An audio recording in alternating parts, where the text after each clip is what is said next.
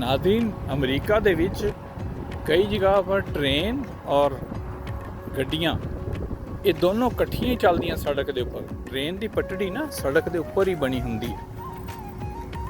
ये मैं तुहानूं दिखाना, मैं इत्थों लंघ रहा सी, सड़क दे विच ही ट्रेन की पटड़ी बिछी हुई है।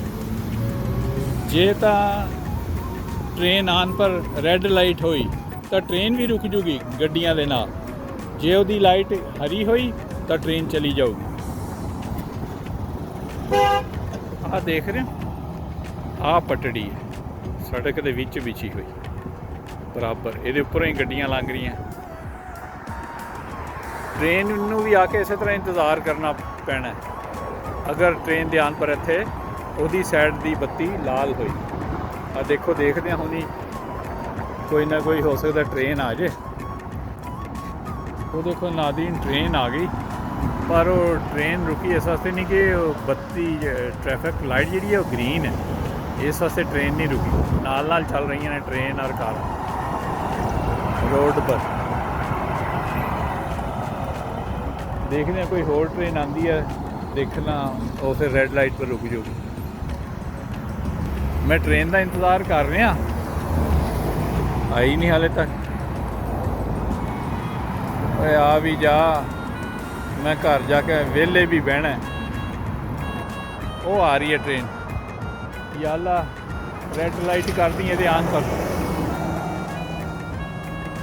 नाज़रीन, जे इस चौक पर रेड लाइट हुई तो ट्रेन रुक जूगी।